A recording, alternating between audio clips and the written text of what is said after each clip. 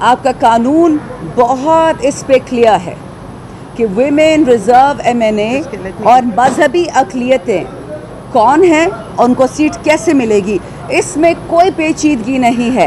مسئلہ یہ ہے کہ اس دفعہ اس عدالت نے یہ اللہ تعالیٰ کے ناموں کے نیچے جو یہ بیٹھے ہیں لوگ، انہوں نے فیصلہ کیا ہے کہ عمران خان نہیں، صاحبزادہ حامد رضا نہیں، بیرسٹر گوہر نہیں، یہ سپریم کورٹ فیصلہ کرے گی کہ اسمبلی میں کون بیٹھے گا، چاہے وہ نیشنل ہو چاہے وہ پروونشل ہو۔ اتنی شرم مجھے آ رہی تھی جس دن یہ ریزرو MNA خواتین اور اقلیتیں جن کو پتہ تھا کہ وہ 9 فروری کا الیکشن اور فارم 45 کی پیداوار ہے، انہوں نے قرآن پہ قسم کھا کے حلف لیا۔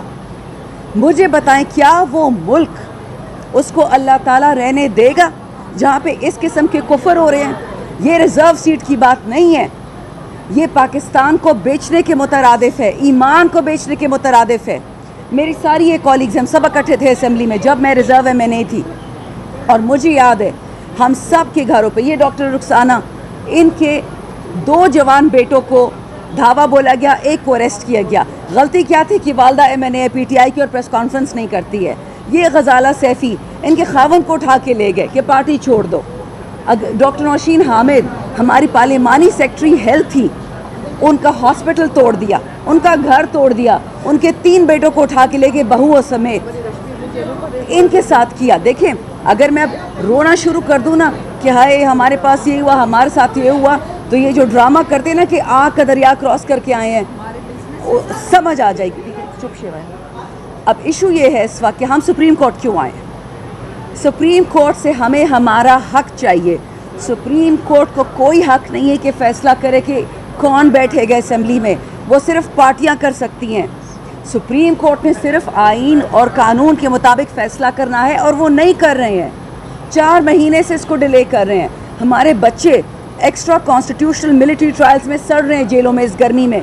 کیوں سپریم کورٹ ان کی ہیئرنگ نہیں کرتی ہے؟ سپریم کورٹ ذاتیات پہ کیوں آ گئی ہے؟ میں کسی کا نام نہیں لوں گی، میں پوری عدالت کا نام لوں گی۔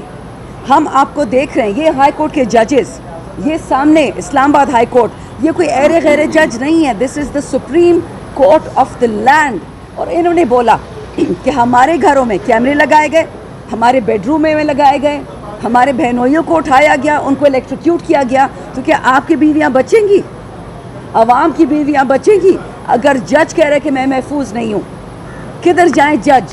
اگر جج کو حفاظت نہیں ہے، قانون نہیں ہے، تو ہم کدھر جائیں؟ ہم اس لیے میں بار بار کہتی ہوں کفن باندھ کے ہم ادھر آتے ہیں۔ ہمیں پتہ ہے کہ ایک فیصلہ ہوگا اور ہم سب کو اڑا دیں گے، ہم پھر بھی کھڑے ہیں۔ کل وہ ضرب استحکام ان کا آ گیا۔ او بھائی، ضرب استحکام خان کے ٹائم پہ تو نہیں تھا، نہ ڈرون تھا، نہ کوئی ٹیررسٹ تھا۔ اب نہ سیٹیں دیتے ہیں، نہ جیل سے لوگوں کو نکالتے ہیں، نہ عوام کو انصاف دیتے ہیں، پرچے کاٹ رہے ہیں۔ اچھا بجلی کی قیمتیں آسمان کو چلی گئی ہیں، کھانا پینا اسکول ہسپتال، یہ چاہتے ہیں کہ جی یہ 5% پاکستان کا چھوٹا ہو کے 1% بن جائے، ہم ان کے غلام ہوں۔ جو متوسط طبقہ ہم اسے کہتے ہیں اسے شرنک کر دے کہ وہ آواز نہ اٹھا سکیں، اور جو غریب طبقہ ہے وہ ان کا غلام بن جائے، ان کے جوتے صاف کرے، وہ تو ہم ہونے نہیں دیں گے۔ یہ کتنوں کو اٹھائیں گے؟ 25 کروڑ کو اٹھائیں گے؟ نہیں اٹھا سکتے۔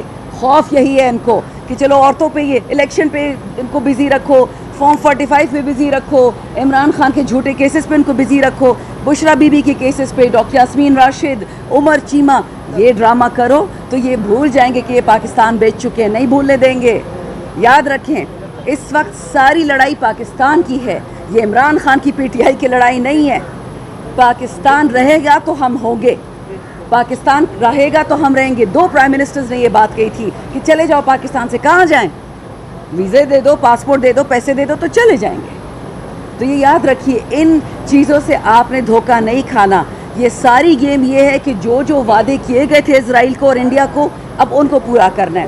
یہ جو انہوں نے ریزرو سیٹیں خالی کی ہیں کچھ عرصہ پہلے، وہ صرف اس لیے کہ اسرائیل کا پریشر آ رہا تھا کہ آپ کے پاس 2/3 میجورٹی ہے اور آپ جلدی کرے ریزولوشن لے کے آئیں اور ایکسیپٹ کرے اسرائیل کو۔ اسرائیل نے جو تباہی پھیری ہے فلسطین میں، رفح میں، غزہ میں، ان کا کوئی وہ نہیں ہے نیت کہ ہمیں ہماری سیٹیں واپس دیں۔ یہ ڈرامہ کر رہے ہیں کہ جب تک یہ اسرائیل والا ایشو ہاٹ ایشو ہے تو ہم اس کے ساتھ کھیلتے رہیں گے۔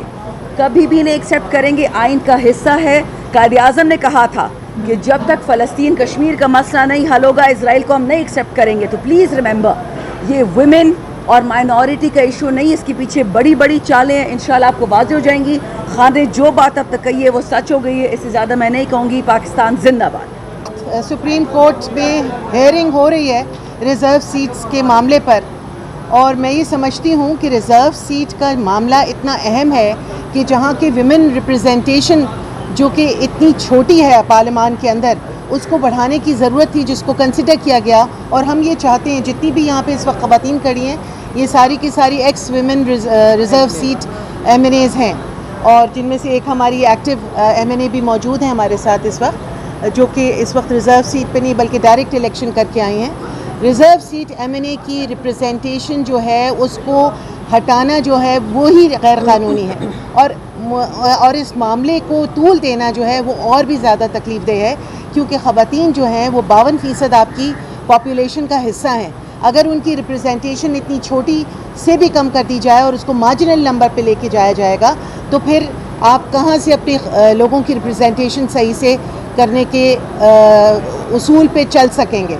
तो मेरा ये ख़्याल है और हम सब का ये ख़्याल है और पूरे पाकिस्तान की ख़वातीन का ये ख़्याल है कि उनकी सही रिप्रेजेंटेशन पार्लियामान में होने का ये जो मुद्दा है इसको बहुत सीरियसली लिया जाना चाहिए, क्योंकि इसको अगर सीरियसली नहीं लिया गया और तूल दिया गया और सही इसका जो है वो रिज़ल्ट नहीं आया और वर्डिक्ट नहीं आया, तो हमारे लिए इंतहाई बड़ा क्वेश्चन मार्क होगा, ना सिर्फ ये ख़वातीन के लिए बल्कि एक बड़ी आबादी के लिए।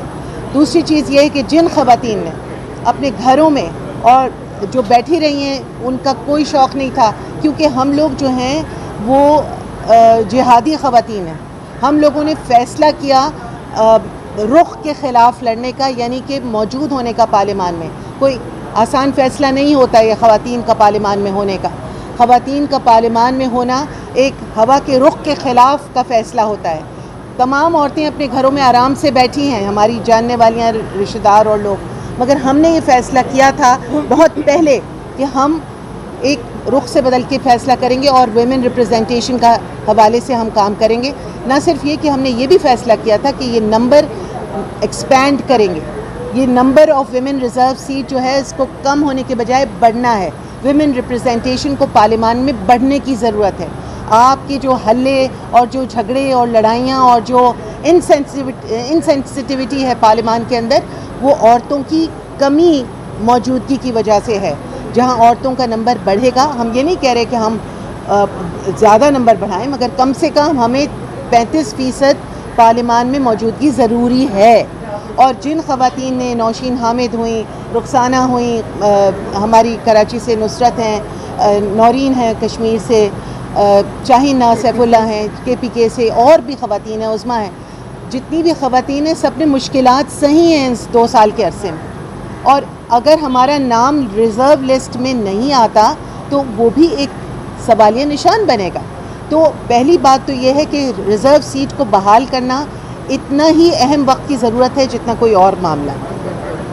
और ख़ान की हम मुजाहिदा हैं और ख़ान की हम रिप्रेजेंटेटिव्स हैं, और इमरान ख़ान की हम आज़ादी के मतवाले हैं, और हम ये चाहते हैं कि ख़ान वापस आए, क्योंकि कोई भी ऐसा लीडर जो कि लोगों का मोहब्बत जिससे हो और लोगों की जिनसे ताल्लुक़ हो, और जो हर बंदा, आप कहीं भी बटन दबाएं किसी भी मुल्क और किसी भी इलाके और शहर के, मुल्क की भी बात कर सकते हैं, बैरून मुल्क भी जहाँ पे आप जाएंगे तो सिर्फ एक आदमी का नाम लिया जाता है, उसका नाम है इमरान ख़ान। तो इमरान ख़ान को की मुजाहिदा हैं हम लोग, और आज जो रिज़र्व सीट का मामला है उसको आप लोग बढ़ाएं, मीडिया के तौर पे इसको आप अहमियत दीजिए, क्योंकि बहुत अहम मामला है।